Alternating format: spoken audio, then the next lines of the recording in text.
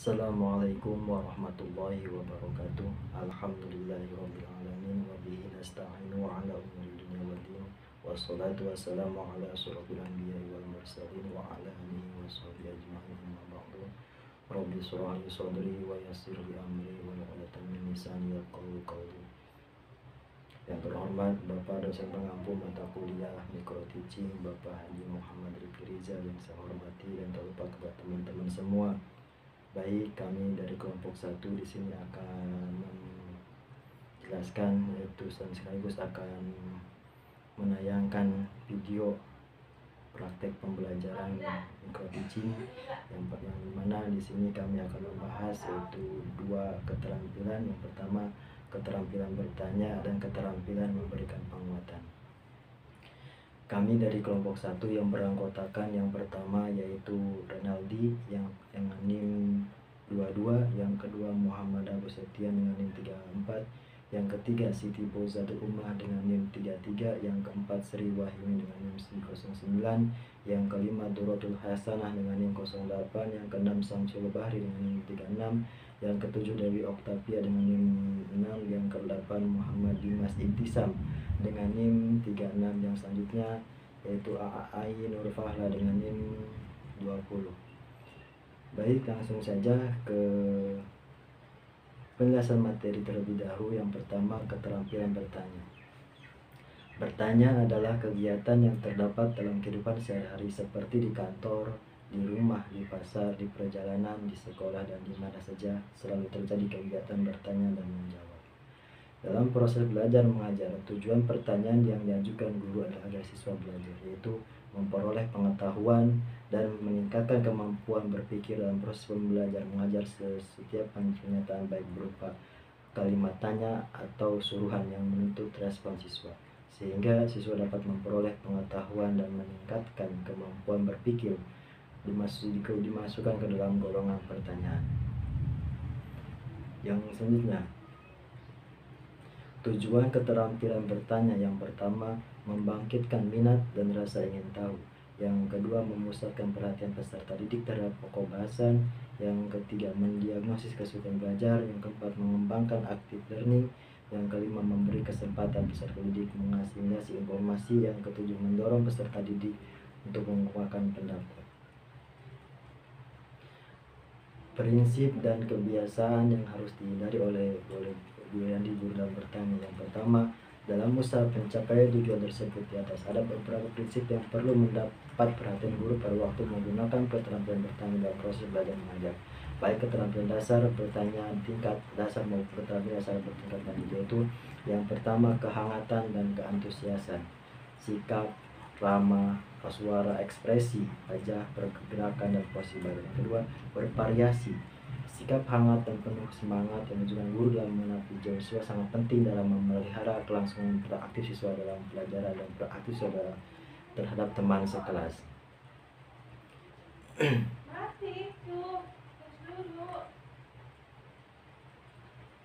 Yang selanjutnya, keterampilan memberikan penguatan. Penguatan atau reinformasi adalah segala bentuk respon, apakah bersifat verbal ataupun non-verbal, yang merupakan bagian dari modifikasi tingkah laku siswa yang bertujuan untuk memberikan informasi atau umpan balik feedback bagi siswa atas perbuatan sebagai tindak dorongan ataupun koreksi, atau penguatan dan respon terhadap suatu tingkah laku yang dapat meningkatkan kemungkinan berulangnya kembali tingkah laku. Tindakan yang dimaksud untuk mengganjar atau membesarkan hati murid agar mereka giat berpartisipasi dalam berinteraksi belajar mengajar. Tujuan pemberian penguatan. Yang pertama, meningkatkan perhatian siswa terhadap pelajaran. Yang kedua, merangsang dan meningkatkan motivasi belajar. Yang ketiga, meningkatkan kegiatan belajar, membina tingkah laku yang produktif. Jenis-jenis penguatan. Yang pertama, penguatan verbal, menggunakan kata pujian, penghargaan, persetujuan, dan sebagainya. Misalnya, bagus, bagus sekali, betul, pintar, iya, 100 tingkatan dia yang mengutarakan atau buat kamu. Penguatan non-verbal. Yang pertama, gerak isyarat. Penguatan gerak isyarat, misalnya anggukan atau gelengan kepala, senyuman, kening, acungan jempol, wajah mendung, wajah cerah. Ya, selanjutnya penguatan pendekatan guru mendekati siswa untuk menyatakan perhatian dan kesenangannya terhadap pelajaran tingkah laku atau penampilan siswa. Misalnya guru berdiri di samping siswa, berjalan menuju siswa, duduk dekat seorang atau sekelompok siswa. Yang ketiga, penguatan dengan sentuhan atau kontak. Guru dapat menyatakan persetujuan dan penghargaan terhadap usaha dan penampilan siswa dan cara menepuk-nepuk bahu atau pundak siswa, berjabat tangan, mengangkat tangan siswa yang memang dalam pertandingan penggunanya dengan seksama agar sesuai dengan usia, jenis kelamin dan latar belakang kebudayaan tersebut. Penguatan dengan kegiatan menyenangkan. Selanjutnya, penguatan yang berupa simbol atau benda. Yang selanjutnya, jika siswa memberikan jawaban yang hanya sebagian saja benar, guru hendaknya tidak langsung menyalahkan siswa. Dalam keadaan seperti ini, guru sering menggunakan atau memberikan penguatan tak penuh atau pada pengertian.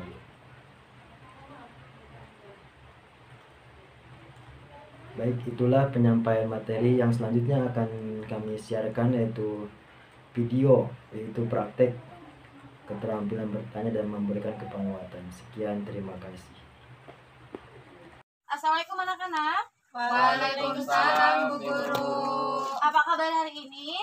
Alhamdulillah luar biasa. Allahu Akbar. Oke.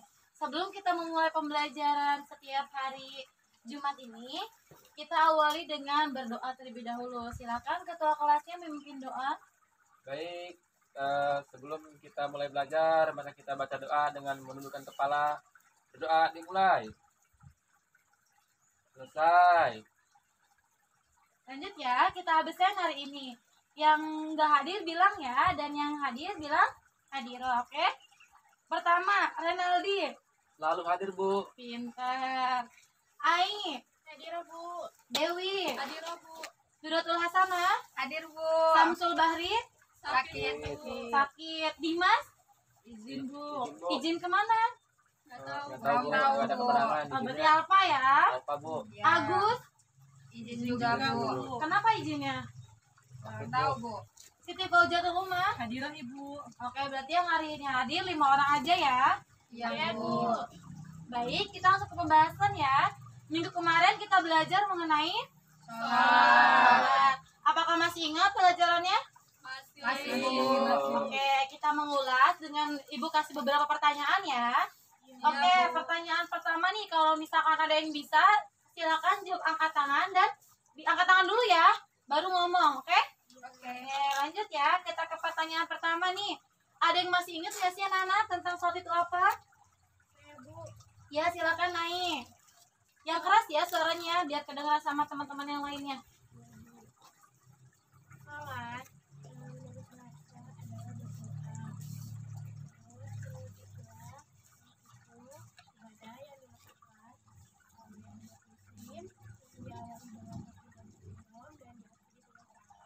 Oke, pinter. Kasih aplausnya untuk Ain. Ya, jadi sholat itu hal yang harus dilakukan dan kewajiban kita sebagai umat muslim. Jadi di sini siapa nih yang jarang sholat? Sholat semua ya. Jangan sholatnya cuma maghrib sama duhur aja, tapi asar dan subuh dilewatin. Lanjut ya ke pertanyaan kedua. Ada berapa sih jumlah sholat wajib dalam sehari semalam? Saya Bu. Ya, silakan Duratul. Ada 5 waktu Bu. Ya, sebutin dong waktunya apa aja. Subuh, duhur, asar, maghrib, sama isya. Jumlah rakaatnya ada berapa? Ada 17. Pinter. Kasih aplusnya untuk Duratul. Pokoknya setiap yang jawab pertanyaan, Ibu kasih nilai A+ di rapotnya ya. Jadi anak-anak harus menjawab pertanyaan dari Ibu yang tanyain. Nih, coba ya. Nah ya, kenapa sih sholat itu penting bagi umat muslim? Saya, Bu. Ya, Yang pertama itu adalah kewajiban bagi umat muslim, dan yang kedua itu juga sudah termasuk dalam rukun Islam, Bu. pintar. Rukun Islam yang keberapa coba? Yang kedua, Pintar. Rukun Islam itu ada 5. 5. Coba sebutin barang-barang ya. Yang pertama apa?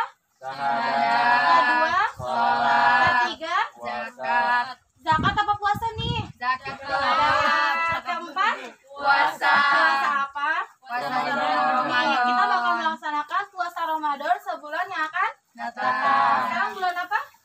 Bulan Rajab. Rajab. Dan yang terakhir apa? Haji. haji bagi yang Mampu. Kalau misalkan nanti anak-anak ibu kalau misalkan udah sukses nih ya, jangan lupa menunaikan ibadah haji. Lanjut ya nih. Coba nih, siapa nih di sini yang tahu kalau misalkan sholat kan ada pasti yang membatalkan sholat. Apa aja sih yang membatalkan sholat di antaranya? Saya Bu, Ya. Silakan Duratul. terlihat auratnya Bu. Oke, Duratul pintar. Ada lagi yang bisa menjawab yang membatalkan sholat itu apa aja? Bu. Ya, silakan Renaldi. Buang angin, Bu. Buang angin. Angin Iya. apa nih? Angin. Besar kecil? Angin kecil, Bu. Ya, pintar. Kalau kalian kentut nih contoh, aku kentut nih, tapi udah rakaat ketiga itu harus selesai karena salatnya batal. Jangan dilanjut karena udah terlanjur ke rakaat ketiga. Ada yang mau jawab lagi apa lagi yang membatalkan salat? Ya, silakan Uma. Makan dan minum Bu.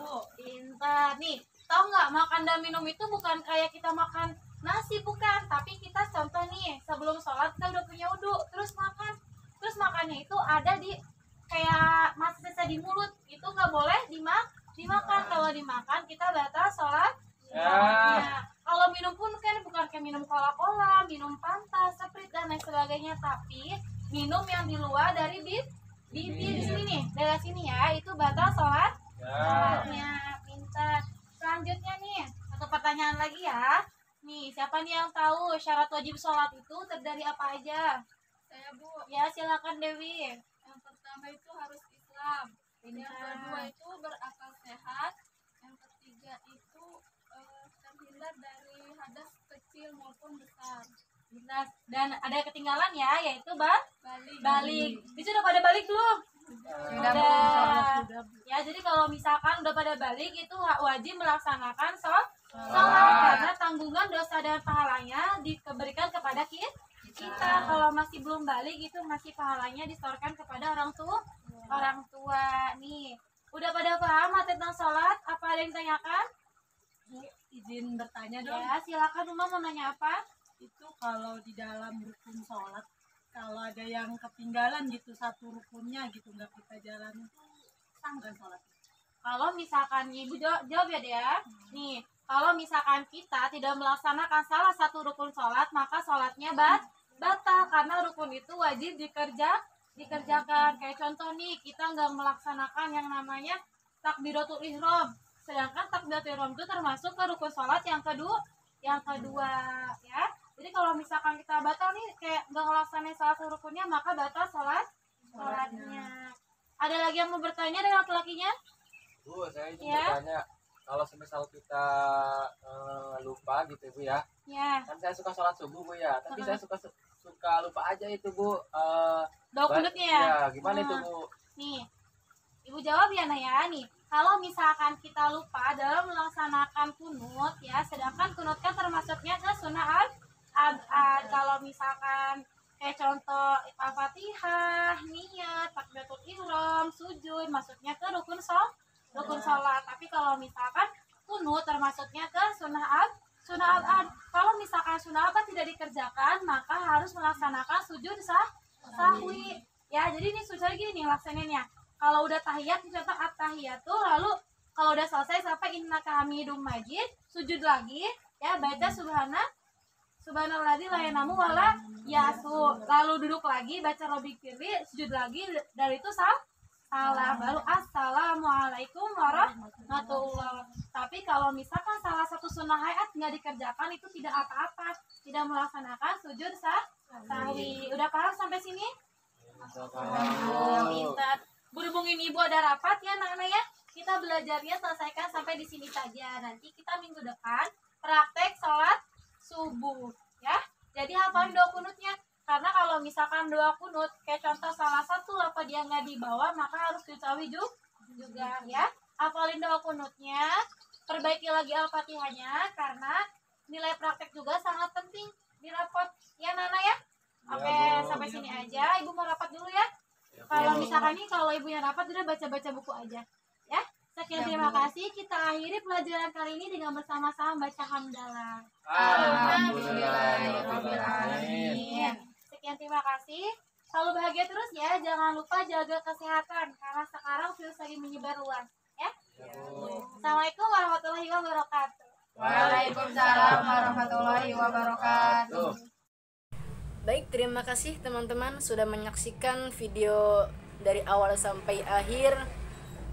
Adapun kesimpulan dari video ini, saya mewakili teman-teman yang ada dalam video tersebut bahwasanya menguasai keterampilan dalam bertanya maupun penguatan itu mampu memberikan dampak positif. Di antaranya mampu merangsang siswa dalam berpikir, lalu membantu siswa dalam proses belajar mengajar, lalu mengarahkan siswa pada tingkat interaksi belajar yang lebih mandiri, lalu membantu siswa dalam mencapai tujuan pembelajaran yang sudah dirumuskan dan dikuatkan oleh guru sehingga siswa dapat menguasai pelajaran-pelajaran tersebut dan mampu memahami apa yang sudah diberikan materi-materi oleh seorang guru.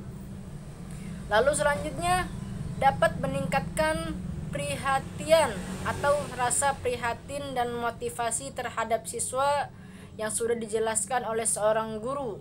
Lalu dapat mendorong siswa untuk berbuat baik dan lebih produktif dari hari-hari sebelumnya. Lalu dapat menumbuhkan rasa kepercayaan diri kepada siswa itu sendiri. Lalu dapat meningkatkan cara belajar siswa menjadi lebih efektif sehingga siswa-siswa dapat memahami pelajaran-pelajaran yang sudah diberikan oleh seorang guru.